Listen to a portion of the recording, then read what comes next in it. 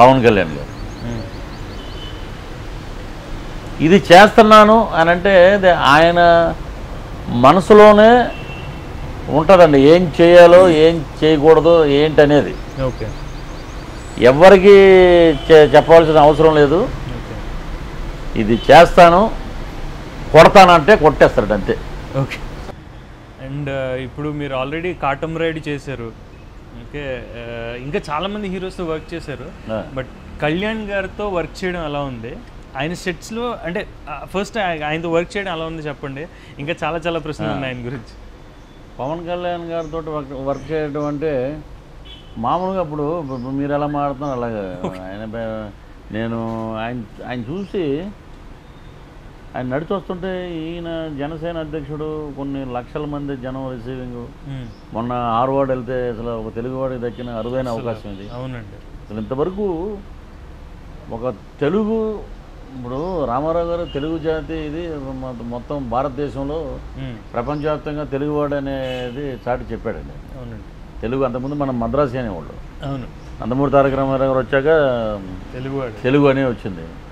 So ఆ పందాలో పవన్ కళ్యాణ్ గారు అక్కడికి వెళ్ళి హార్వర్డ్ యూనివర్సిటీలో మాట్లాడటం అంటే మామూలు విషయం కాదండి. అసలు 45 మినిట్స్ ఇంగ్లీష్లో మాట్లాడి మళ్ళీ 20 నిమిషాలు తెలుగులో. అది చూసి ఎంతమంది ఇన్స్పైర్ అయ్యారంటే అండి, ఈయన సొసైటీకి ఏదో ఒకటి చేయాలి, నేను సినిమాలో ఏదో చేస్తానని చెప్తే నేను సమాజానికి ఏదో ఒకటి చేయాలి అనేది ఆయన ఫస్ట్ నుంచి ఆయన సిద్ధాంతాలు కానీ మాట్లాడటం కానీ అదే నడిచే అగ్నిగోళం ఉండదు. జగన్మోహన్ రెడ్డి గారు లోపల గరళం మింగిన శివుడు ఎలా ఉన్నారో అలా ఉన్నారు ఆయన. ఇది నడిచే అగ్ని ఫైర్ బాల్ అండి. ఇది అవి ఆయన చూస్తుంటే ఈయన మనతోటి ఎంత సరదాగా ఉంటారు. ఈయన అక్కడికి వెళ్ళి మాట్లాడుతుంటే ఆయన ఆవేశం, ఆయన ఇది, ఆయన స్పందించే. ఇప్పుడు చిన్న ప్రాబ్లం అండి, ఉద్దానం అనే ఏరియాలో శ్రీకాకుళం దగ్గర, శ్రీకాకుళంలో నాకు I'm having lot of friends అండి మొత్తం. అది శ్రీకాకుళం జిల్లా తెలియని జిల్లాగా లేదు నాకు. ఎందుకంటే ప్రజారాజ్యం పార్టీ ఉన్నప్పుడు నేను శ్రీకాకుళం విజయనగరంకి ఇన్ఛార్జ్ అండి అప్పుడు, అక్కడ ప్రచార కార్యదర్శి. ఉద్దానం అనేది నాకే తెలియదండి.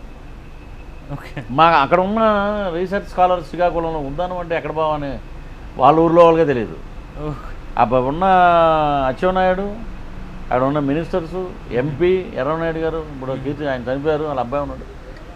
40 ఏళ్ళ నుంచి అక్కడ కిడ్నీ ప్రాబ్లం తోటి చాలామంది ఒక విలేజ్ బాధపడుతుందంటే మా నోటీసులోకి రాలేదంటే ఇంకా ఏంటంటే ఇంతకన్నా దరిద్రం దౌర్భాగ్యం ఏమైనా ఉందా? ఇప్పుడు ఇంతకన్నా ఇప్పుడు పక్కన 40 ఏళ్ళ నుంచి కిడ్నీ సమస్యలతో బాధపడుతున్నారు. వీళ్ళ గురించి పట్టించుకున్న ఒక ఎమ్మెల్యే లేడు, ఒక ఎంపీ లేడు, ఒక మినిస్టర్ లేడు. అసలు ఉద్దానం అనే ఊరే మాకు తెలియదే, పక్కన ఉంది అన్న రాజకీయ నాయకులు ఉన్నారు. అక్కడికి వెళ్ళి ఈయన ఆ ప్రాబ్లం తీసుకుని దాన్ని హైలైట్ చేసి దాని గురించి గట్టిగా దాని మీద చర్యలు తీసుకొని గట్టిగా పట్టుబట్టి కూర్చున్నారు. అలాగా సమస్యల మీద పోరాడే వ్యక్తులు ఇప్పుడు చూస్తున్నాడు ఈ జనరేషన్. పవన్ కళ్యాణ్ గారు, జగన్మోహన్ రెడ్డి గారు, వాళ్ళకి ఇంకా వేరే అక్కర్లేదండి, సొసైటీ కావాలి.